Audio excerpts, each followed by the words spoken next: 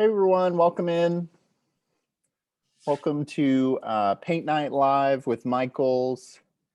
Tonight, Emma is going to be showing us how to make this great little summer watermelon project. Yep, everybody come on in. Well, Emma, we have a lot of people waiting to paint tonight.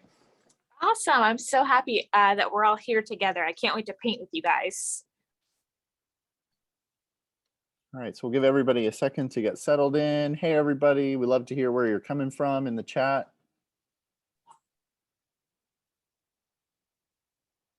Awesome. We were just talking about, we're in the middle of the summer. This is a perfect project for you to do to keep the summer mood going. Everybody after the 4th of July, it's like kind of bummer. Everybody goes back to school, but hopefully this watermelon will boost your spirits a little bit.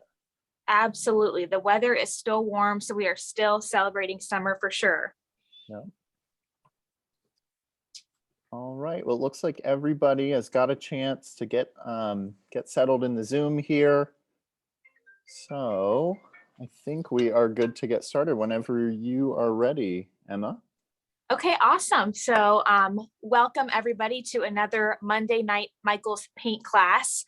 Dylan and I are thrilled that you've joined us tonight. Like Dylan said, tonight we are painting our summer watermelon painting, this really cute, hopefully pretty simple, sweet summer painting. So I'm excited to paint with you guys tonight. So let's go ahead and get started. I'm going to first go ahead and go over all the things that you'll need to paint along with me tonight. And like always, if you have any questions, throughout our class tonight, make sure to comment them in the comment section, and Dylan can answer those questions in the chat, or he can relay them over to me. And we're always so happy to answer your questions. And we hope we can get to all of them tonight. But let's go ahead and go over the supplies that you'll need tonight.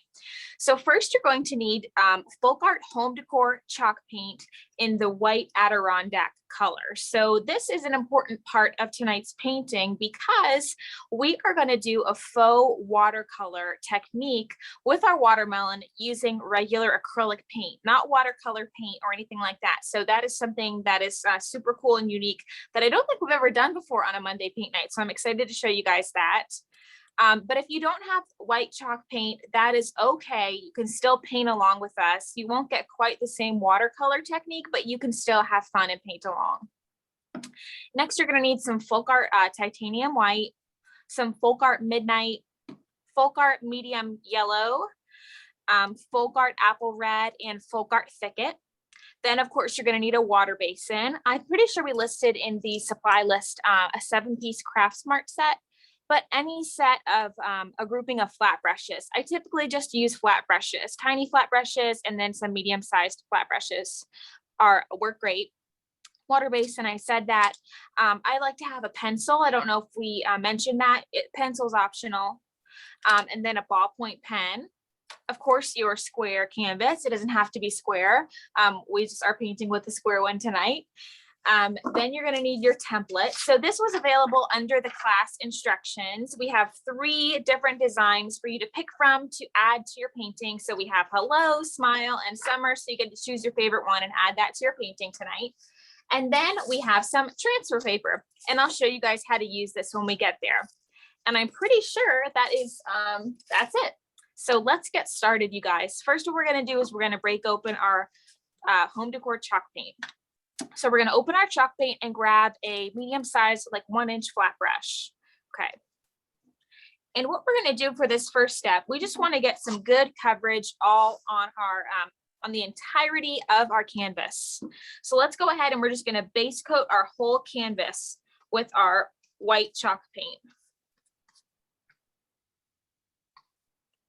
If you've never used chalk paint before, it is usually used in painting like furniture, like small furniture. Folkart Home Decor chalk paint is our favorite chalk paint. It is super, super matte, super durable, multi-surface. We love it so much. And we are excited to show you guys how to transfer over this wonderful project into painting as well. Yeah, we've got a lot of people asking if they can sub something in for that chalk paint. And I just said, if you've got a nice flat white acrylic, we have wicker white, titanium white. If you've already gathered that for this class, you can definitely base coat your canvas in that. Emma's just going to use that chalk. It has a lot of tooth to it because it's so super matte. And so it'll help her in that watercolor effect, but you'll still get a really good painting if you just have, a plain white acrylic painted background. Absolutely. Yeah, your watermelon will come out just fine. Yes.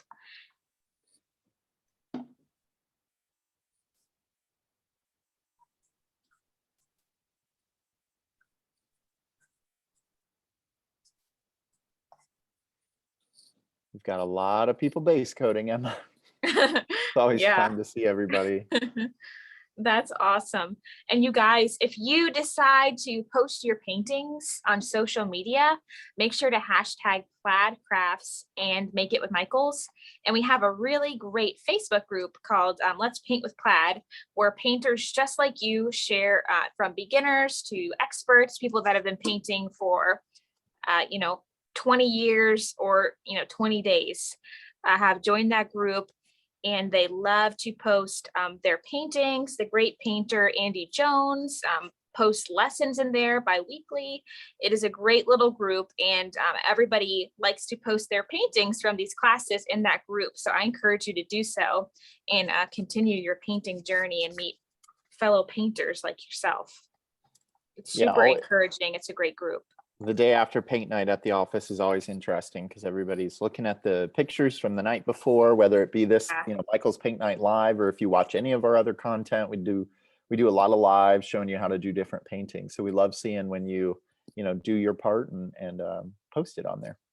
Yes, absolutely. Okay, you guys. So I think I am done base coating with my white chalk paint.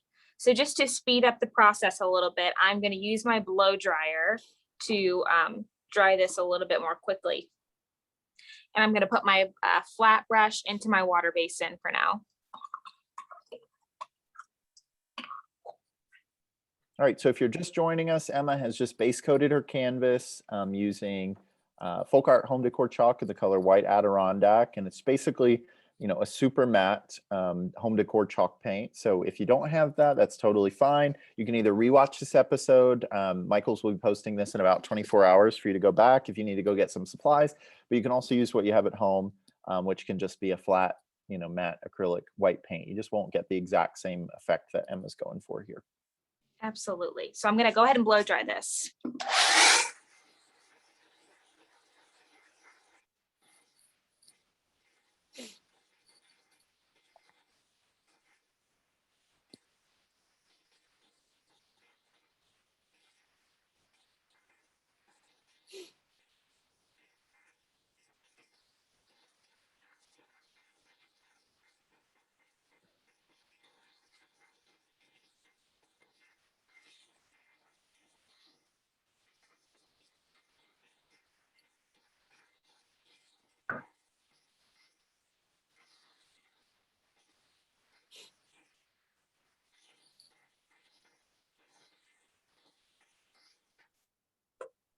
Okay, so now our canvas is dry. I'm going to grab my transfer paper that I dropped on the floor.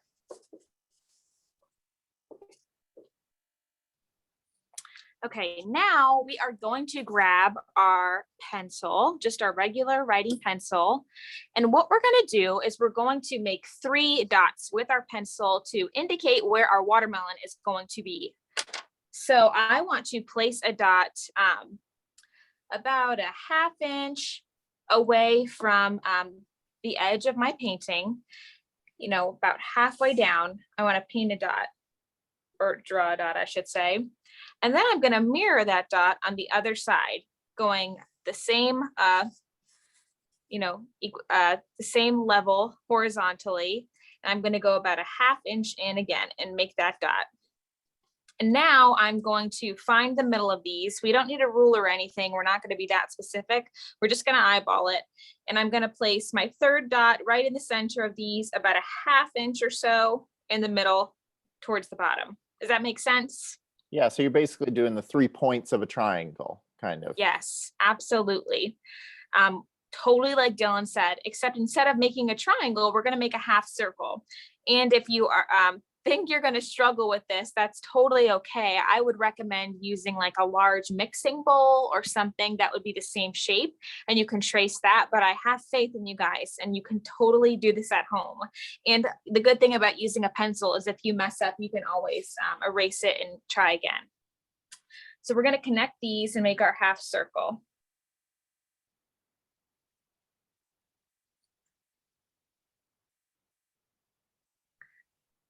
And it can be really loose and free form. You know, this is you're making a, Absolutely. a fruit. So it doesn't have to be perfectly precise, you know. Totally. And that's like the best thing about painting flowers or sunsets or fruit and vegetables is that it's organic. So it's not going to look perfect in nature because it comes from nature and it is organic. So we don't want it to look perfect. We want it to have some character. And if you're not totally pleased with your shape on the first try, I wasn't really, go ahead and make it a little bit more round, twist your canvas a little bit, make it easier for you, work smarter, not harder. And you don't even have to worry about erasing that first line you made because we're going to cover it with paint. Okay, now what we're going to do is we're going to connect these two dots. And if you want to make it super straight, then you can use any flat edge that you have by you. So you can use your template for tonight, any sort of flat edge to mark where you're going to have the top of your watermelon. Okay, easy, right? Okay, now what we're going to do is we are going to go ahead and paint our yellow background before we get into the fun of our watermelon painting. So now we're going to break into our Folkart acrylics, and I'm going to apply some medium yellow onto my palette.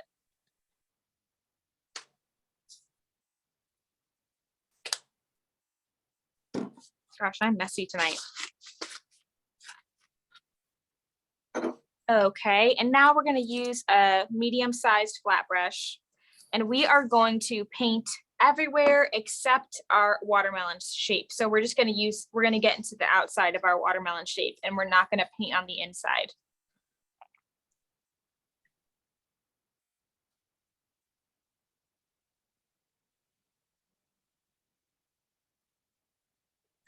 And we're not looking to do a super thick coat or anything.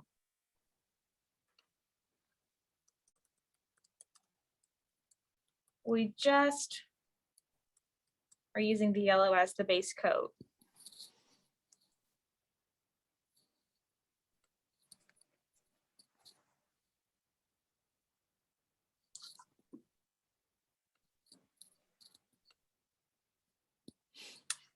This is probably different than most of our Monday night paint classes. We're kind of going backwards here, and we're painting our background first. I know Jessie paints her background first sometimes, but I don't think Kirsten and Andy typically do.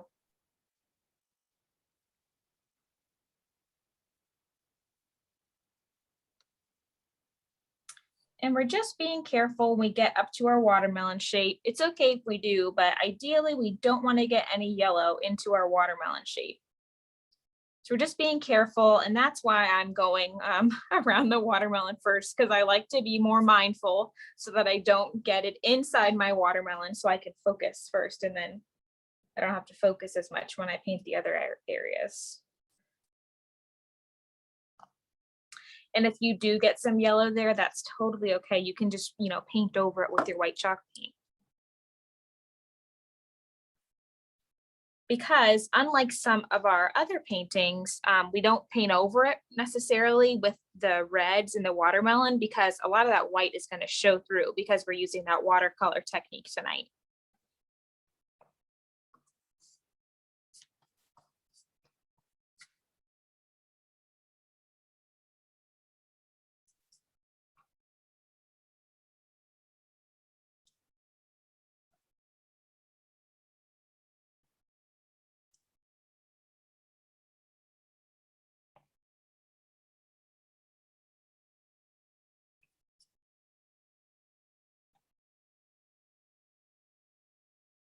Okay, now without rinsing our brush, we are going to take some of our Folkart white titanium white, and we're going to apply that onto our palette right next to our medium yellow. And now I'm going to take some of my medium yellow that's still on my palette. If you need more, you can apply that to your palette. And I'll try to move this in so you guys can see a little bit better. Also, Emma, somebody had a question if they could use that yellow as the full coverage instead of the white chalk paint, but I think that would kind of mess up the shading and watercolor effect Yeah. on the watermelon, right? Yes, that's a good question. I wouldn't recommend doing that because we want to keep it white, because if it was yellow, the yellow would show through our red and that would turn into an orangey color, which typically isn't the color of watermelon. So we're trying to stay to that true pink red colors of our watermelon. So that's why it stays white and not a different color, but that's a good question. Okay, so now we're going to add some of our yellow into our white and we're going to mix it. We're looking for a light yellow color.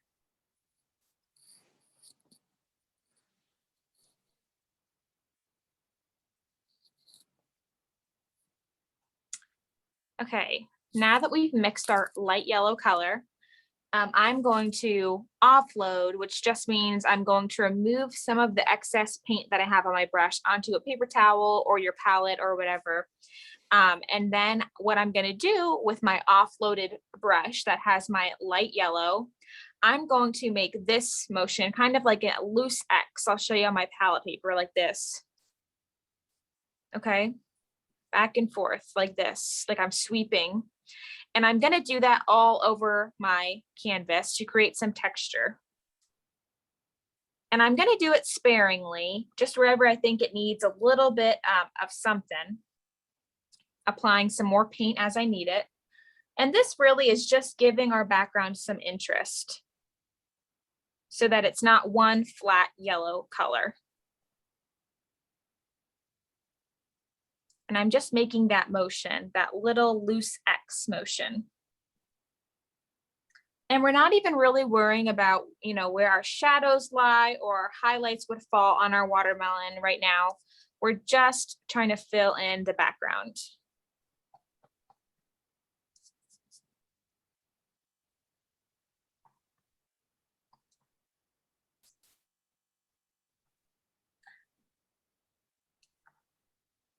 And for those of you wondering about the pattern, we're trying to get that linked for you. But also, just so you know, the pattern, correct me if I'm wrong, Emma, is just the lettering.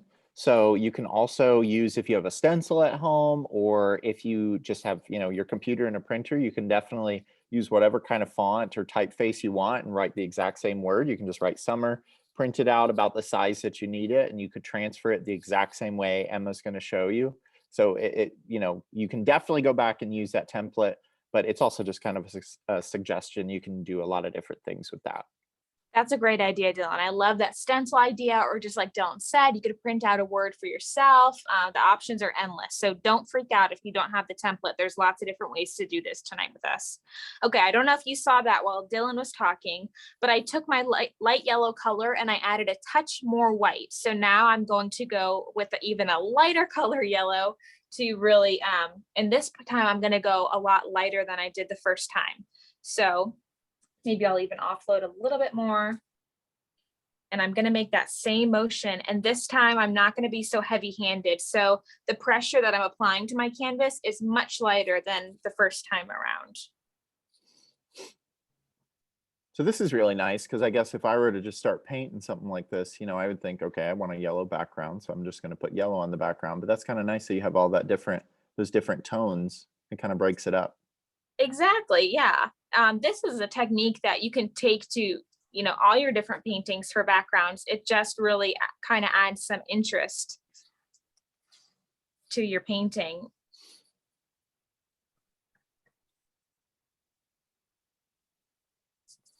We've got some people asking if they can use watercolor. You can absolutely use watercolor for this type of painting. You know, the one thing about watercolor is you can't really do it on a canvas. Usually it's recommended that you use a paper. So, you know, we do acrylic paint best here. So that's why we're using acrylic paint today. But it actually has its own kind of unique effect when we try and get that watercolor effect. it kind of looks like some kind of hybrid between an acrylic and a watercolor. Yes, totally. Now you can just go back and use some of your medium yellow, and spots you think is a little bit too light. You can go back with some of your medium light yellow color and just kind of touch up wherever you think it needs something. Okay. And now that we are done with our background, it's time to paint our watermelon. So I'm going to put my brush into my water basin.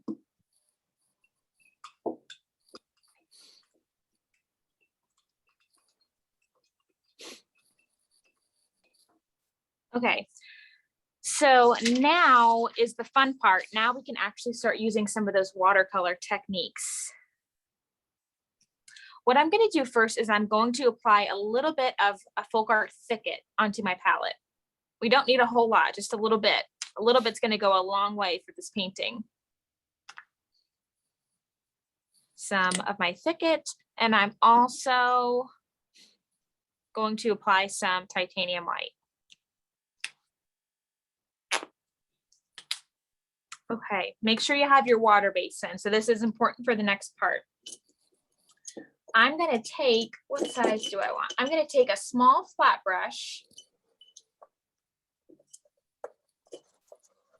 And I'm going to dip my small flat brush into my water basin. So if your water basin is like a black or a brown, then you might want to switch out your water and get some fresh water. But because it's just a little tiny bit yellow from our medium yellow, I'm not going to worry about it. But you can totally switch out your basin to get clean water if you want. But the light yellow is not going to affect the color of our green too much. And we're going to take our wet brush and we are going to pick up a little bit of our Thicket, and we are going to start to dilute our paint and mix it as well as you can to make kind of a watercolor style of paint. And we're looking for the texture of like milk.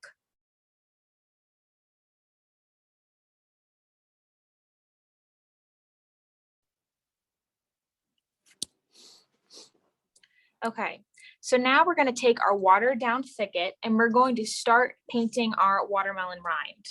So I'm going to take my flat brush and I'm going to start so that it's right in the corner of my watermelon, and I'm going to pull down.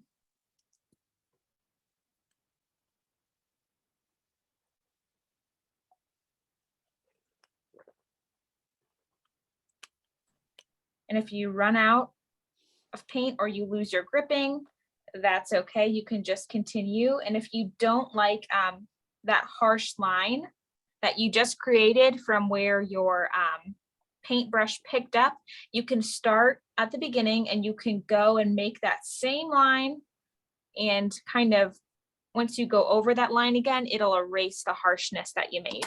And then I'm going to pick up on the other side and I'm going to connect that line.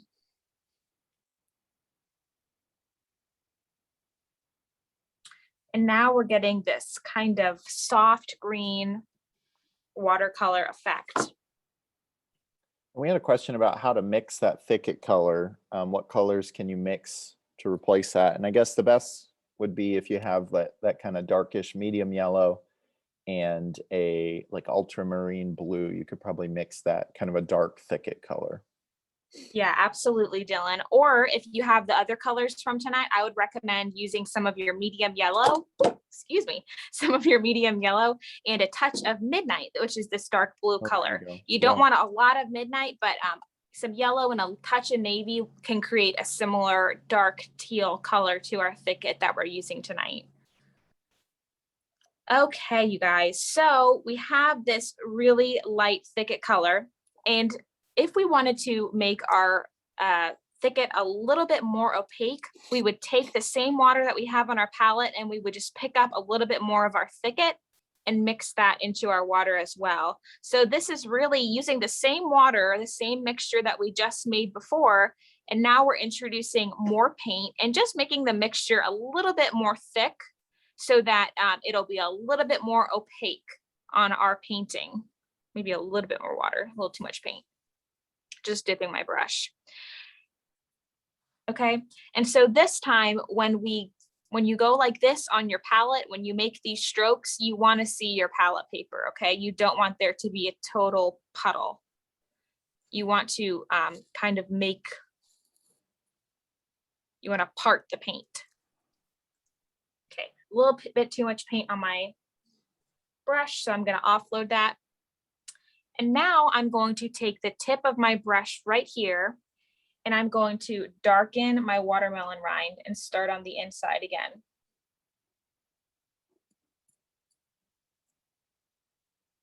And this is just kind of adding some dimension to our watermelon rind.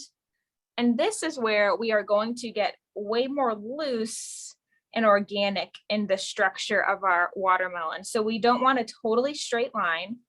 If you can see, we're going kind of loosey-goosey. We're making a kind of almost curved line. We don't want it to be so straight. We want it to look organic.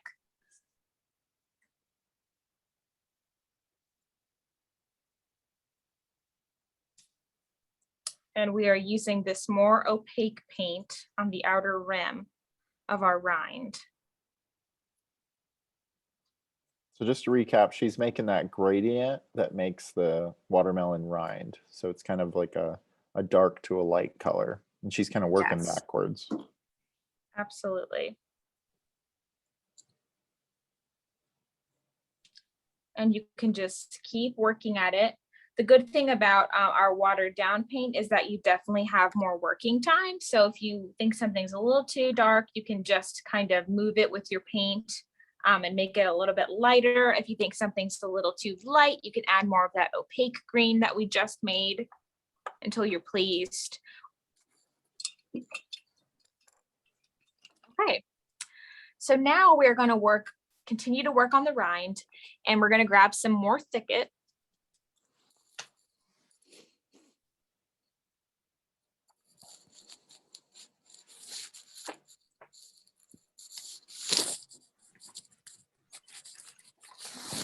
And some white, just a touch of white.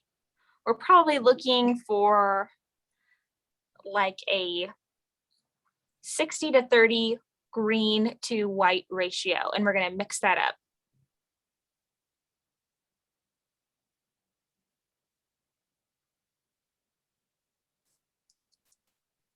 And since we have that medium yellow on our palette still, I'm going to pull in a touch of medium yellow as well to brighten up our green color.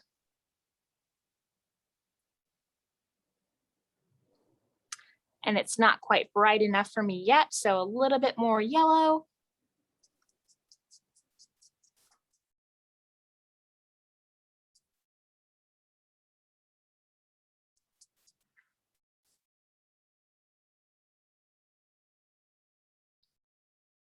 Okay, we're going to pick up our paint.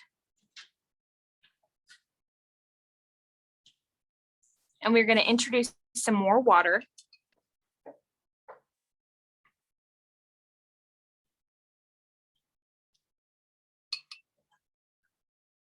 And we are pretty much going to do the same thing we did with that darker green part of our rind. And we are going to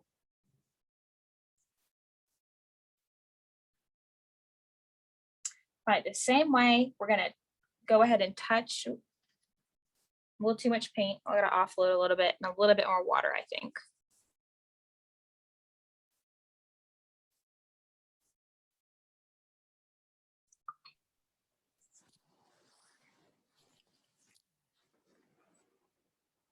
Okay.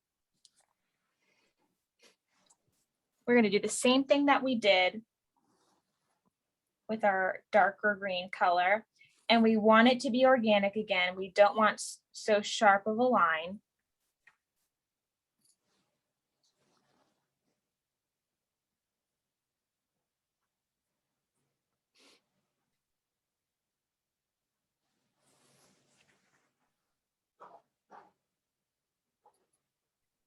Okay, and now we can add even a little bit more water.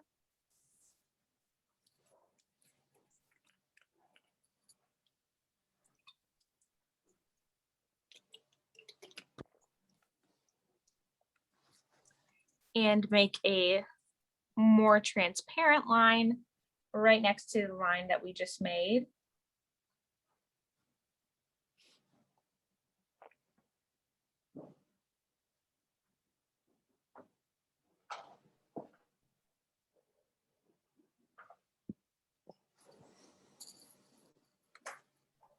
Okay, and we're not trying to blend those two lines together because we're trying to create that gradient of the dark green to the lighter green and the more opaque green to the less opaque green.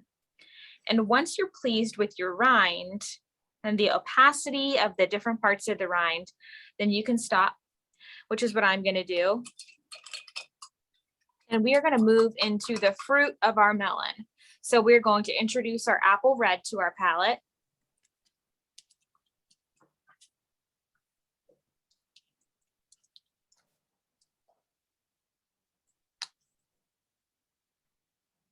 I love that apple red color. It is so pretty. We're going to use our larger flat brush.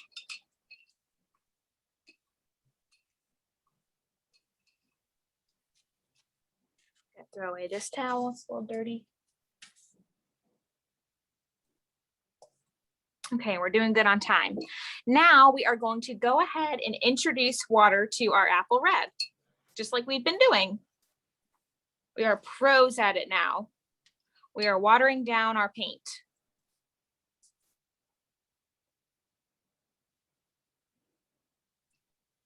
And we are going to add quite a bit more water to this red because we applied more paint to our palette this time.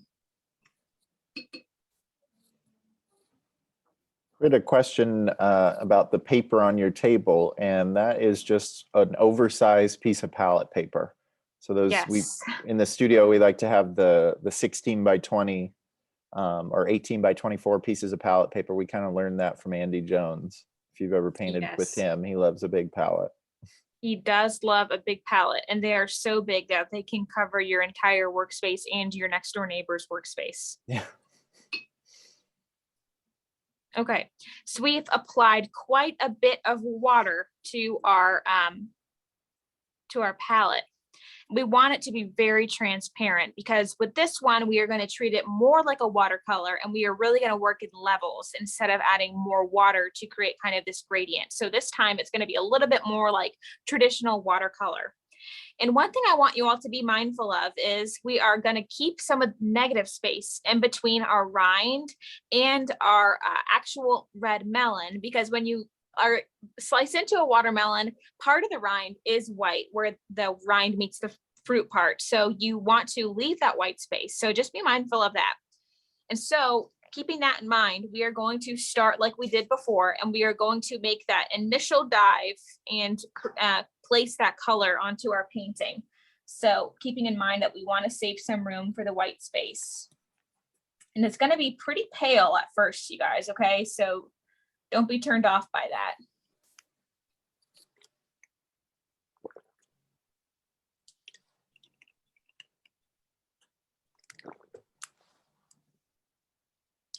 Okay, and we're just going to fill in. Is my head in the way? Yeah, you're perfect. Okay. Looks good.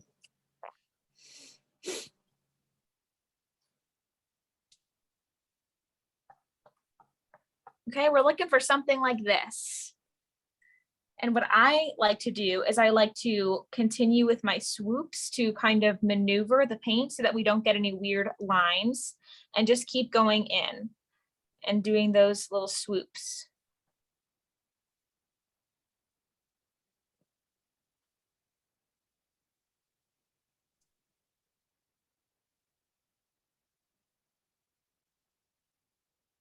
Okay. The great thing about this painting tonight is that because it is so organic looking and we're using this faux watercolor technique, no matter how your painting ends up, it's going to look great because it's going to have that watercolor aspect to it. And the more organic it looks, the better it'll look, which I love about this painting. You really can't go wrong with this one. Okay, we're rinsing our brush. And now we are going to switch our brush to a smaller flat. And we're going to introduce a little bit more paint to our water mixture.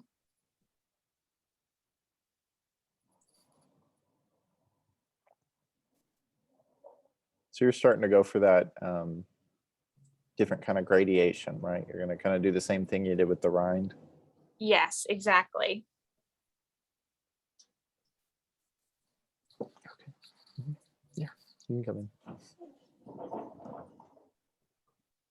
Okay, so we're going to continue here with that part of our rind, like just like Dylan said, kind of like how we did our rind, but this time with our red. And we're going to offload some of the paint that's on our brush. And what we're going to do is we're going to kind of make that little X pattern that we did with our yellow background, just to kind of blend the red into our background, okay?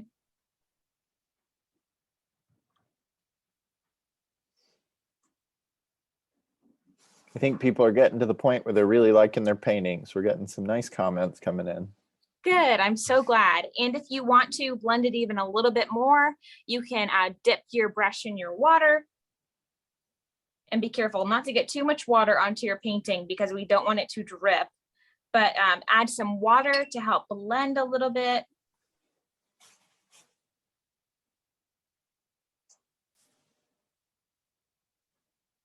Maybe add a little bit more paint. This is really where you have to put your artist hat on and use your own discretion on what you want to add to your painting. If you think it needs more a darker color at the start of where the rind meets the fruit, or you think it needs to be a little bit lighter up top, you think it needs to be a little bit more blended, you like it more like the rind where you can really see that clear distinction. It's totally up to you. We had somebody that said this will be the welcome to the entrance of their new apartment. That's I love that. That's awesome.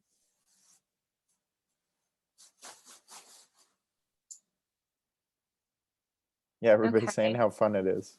Good. Well, I hope it's a relaxing one because like I'm going to keep saying it. You really can't go wrong.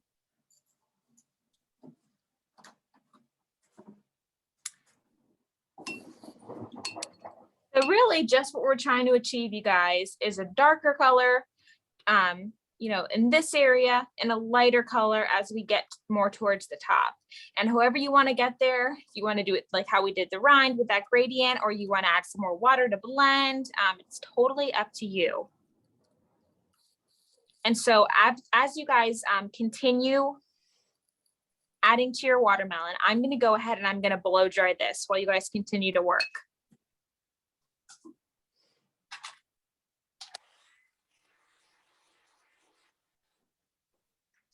And I just want to say, if you guys are blow drying along with me at home, just be careful if you do have some water on your painting.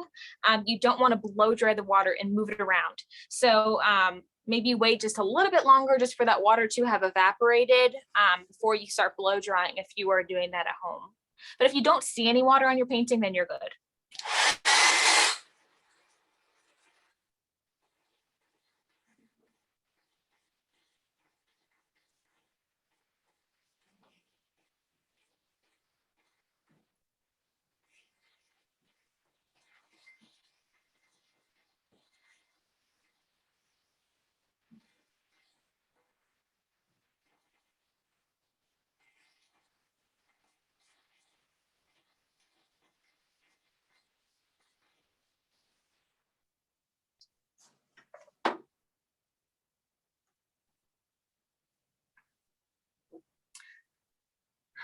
Okay, you guys, so let's move on to our hand lettering part. So we're going to grab our template and you get to choose whether you want to write hello or smile or summer. Since we did summer in the example project, I think I'm going to do hello.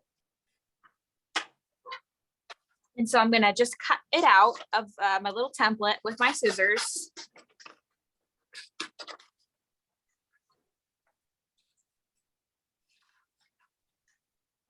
And I like to get, you know, as close to the word as I can without cutting into the word.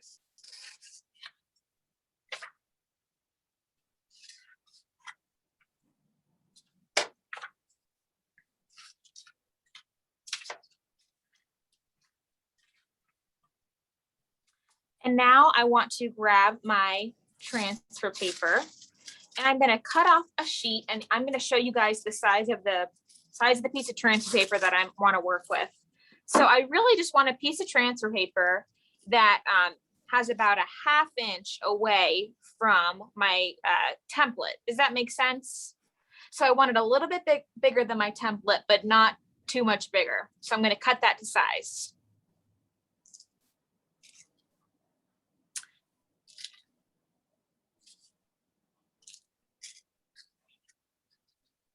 And now that I'm thinking about it, you guys, you totally do not have to do this to follow along with me tonight, but it would be helpful if you had, actually, I think I did list this in the description. If you had some painter's tape or some washi tape with you tonight, but you don't have to, but it would be nice so that your template stays in place. If you're new to the painting world, we use this technique a lot, where you just take a simple piece of printer paper, you know, something that you found online or that you've designed yourself, and you can transfer just about any design using this method. So it's really quite cool. Yes, absolutely. And if you have found yourself without transfer paper tonight, then you can also do this technique of transferring with some chalk, like sidewalk chalk or, you know, blackboard chalk. And I'll kind of tell you guys that process as we go ahead and do this one. So what we want to do is we want to find the waxy side of our transfer paper. Okay. And we want to have our waxy side down.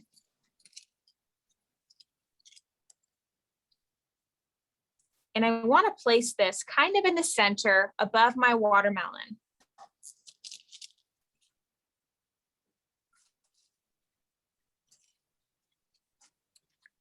And for those of you who are curious, yes, Michaels does carry transfer paper. They carry it in a few different colors, depending on the color of your project.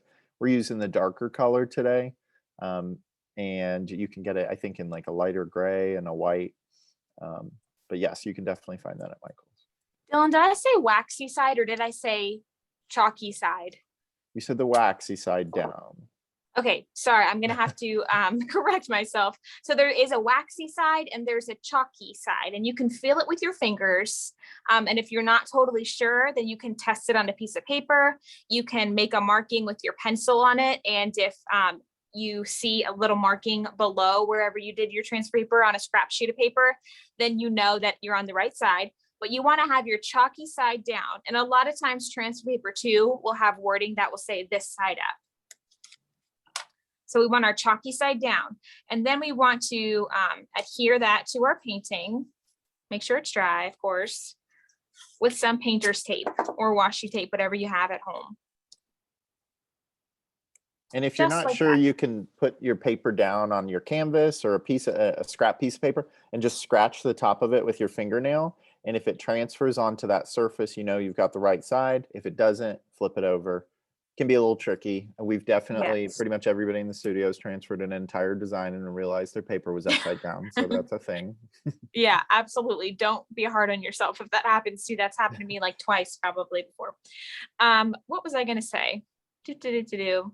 Oh, I was going to tell you guys, if you don't have transfer paper at home, then you can just have a scrap piece of printer paper and chalk, and you use the long side of the chalk and you rub it on your paper and then flip it over so that that's chalky side down after you've applied chalk to the entirety of your paper, and treat that as your transfer paper. So that is a great technique too if you don't have transfer paper at home.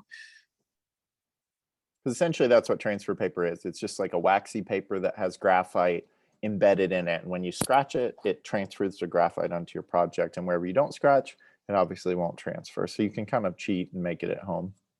Yes, totally. Okay, so we just want to make sure that our word is, or our phrase, whatever we are choosing to transfer, is nice and centered onto our painting. It's where we like it. If you decided to mix it around, have the watermelon up top and the words at the bottom, just make sure that it is in the right placing, because once we're placing it down like this, that's how we're going to paint it on. Okay. So you can either use a pencil or a ballpoint pen. You don't want to have like a felt tip pen because you want to use the pressure of whatever you're using to transfer your image down. Okay. I like to have like a red pen or a blue pen just so I can see if I've already gone over an area with my pen. If my wording is black, like which it is tonight. So you can use like a different colored ballpoint pen, but if you just have black or if you just have a pencil, that is totally fine. And what we're going to do is we're going to trace our wording, applying a nice amount of pressure. We don't want to poke a hole through our canvas, but we don't want to be too weak that we don't transfer our image. And we are just tracing the outside of our black lettering. Make sure you get every single spot.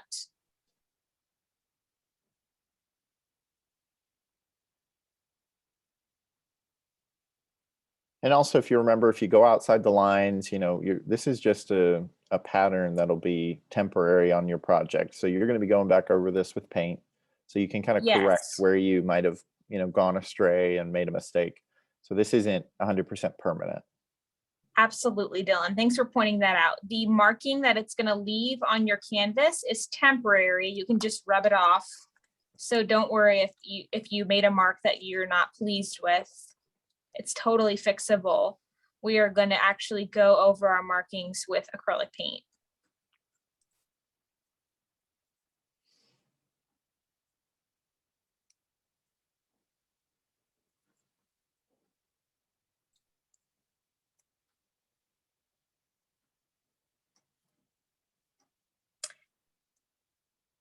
But transfer paper is great. Once you discover transfer paper, it's a total game changer. And if you have like a darker canvas, like Dylan said, there's all different colors to fit your project's needs. You'll be a transferring fool. It is kind of a niche process that you don't really think about, often in the art community, but it's pretty good. Yeah. Works pretty well. It certainly does. Okay, so once you have done that, you can remove both your template and your transfer paper.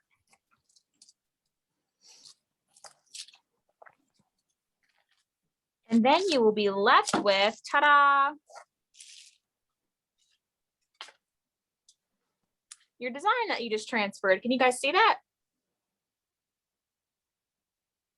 So yeah, now we have our little hello. And now that we have our hello, we are ready to fill it in. Okay, so we're gonna finally break out our midnight and apply that to our palette. And I'm gonna use this really tiny flat brush. This is a 2. So I'm going to apply some water, surprise, to my paint, but we are not looking to thin it down as much as we have been doing throughout this class. We just want to make it a little bit more movable so that it really glides and it's easy to hand letter with, but we don't want it to lose its opacity. We just want it to be more movable. So we're going to thin it out a little. Anytime you're lettering, you kind of want to have a nice flow, or if you're doing really fine lines or anything, and water and a good brush kind of helps that. Absolutely. Folkart acrylic is so thick and creamy.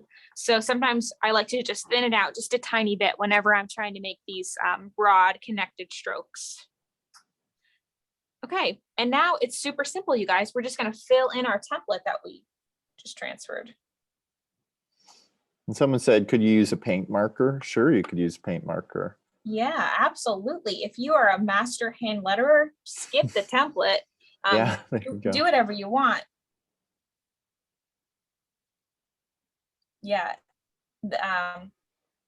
This is just a great little part that you get to customize your painting. You can put like your family's last name on here, whatever you want.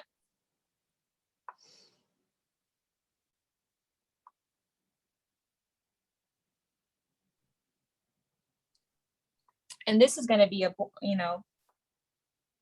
a boring part, but we are just filling in our hello.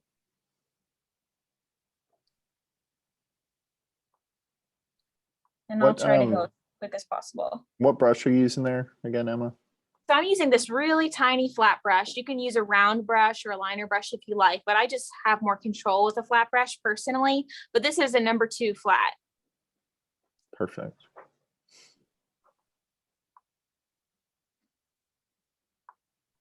If you're unsure how to use, a liner brush or anything to get that kind of fine lettering detail, I'm pretty sure if you search in the Let's Paint with Plaid Facebook group, you can find a skill builder lesson hosted by Chris Williams and Andy Jones about using those brushes and how to mix a little water in for better flow.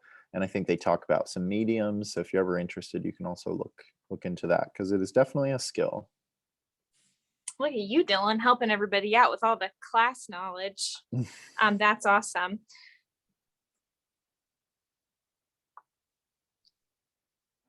And I like to just kind of treat my paintbrush almost like it's like a marker when I'm making lettering like this.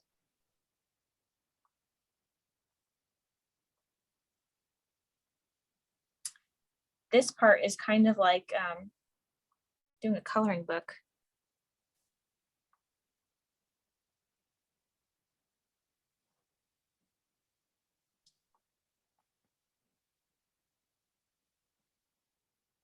And the reason I chose to go with Midnight tonight instead of a black color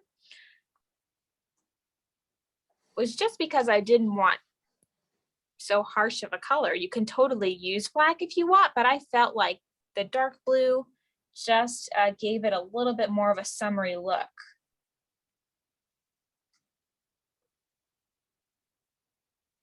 We had some questions earlier, about what Midnight, that color really is. It's just kind of a deep, navy color. So you could either add some black to a navy color you already have, or you could just go for a totally different color. You could do like a dark gray or a green to bring back that rind color. You could do basically any color you've got. Yeah, absolutely, Dylan. And you could use navy too if you wanted to. I just really like the Midnight, and I think it's like such a bold color. But yeah, you can use whatever dark color you like. Even like a dark, really dark eggplant color would be pretty. Mm-hmm. Like Dylan said, that dark green, that's a great idea. That would be pretty too. Okay, we are almost done, you guys. I know this is the boring part of the class.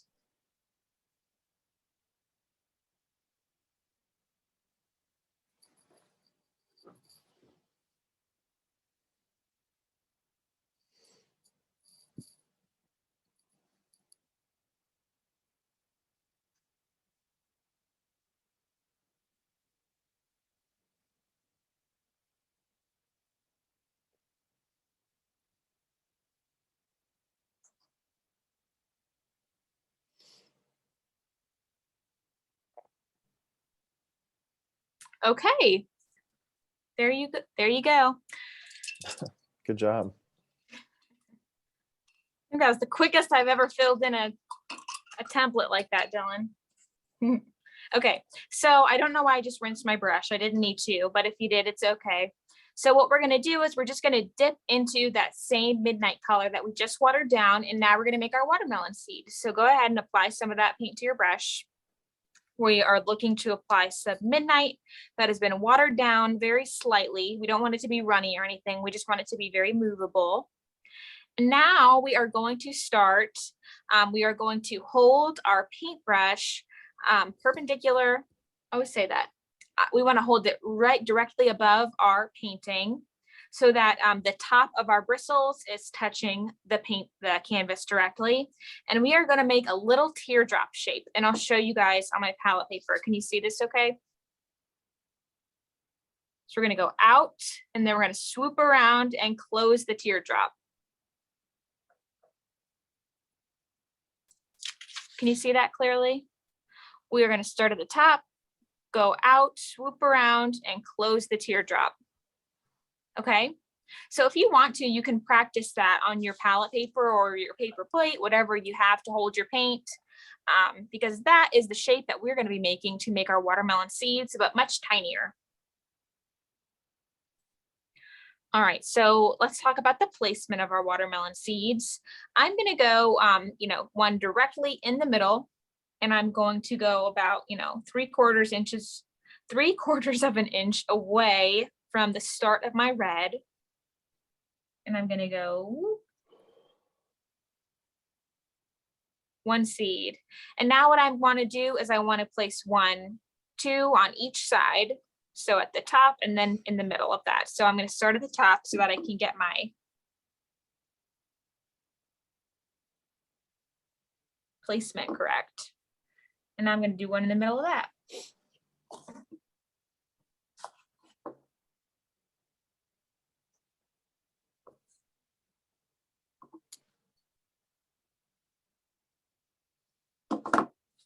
There you go. And there's one last thing to do. Now we get to sign our painting.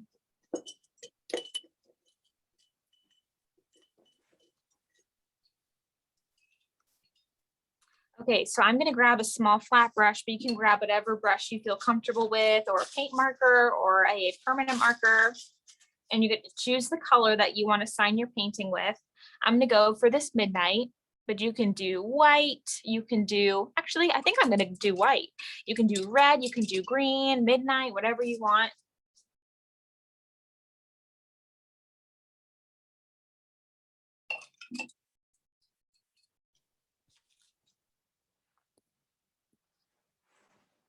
And make sure you sign your painting.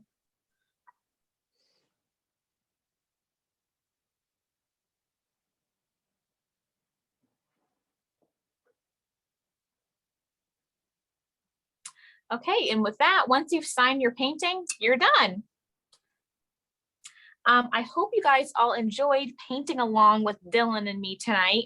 We always love having you here with us so much. We want to give a big thank you to Michaels for allowing us to do this class for you all and be a part of such a fun night with you guys. Hopefully you all learned something. Hopefully you decide to share your projects on social media and hashtag plaid crafts and make it with Michaels. And until then, we'll see you for another Monday paint night next Monday night at the same time, 7 o'clock Central Time, 8 p.m. Eastern Time. We'll see you then. Bye, guys. Thanks, guys.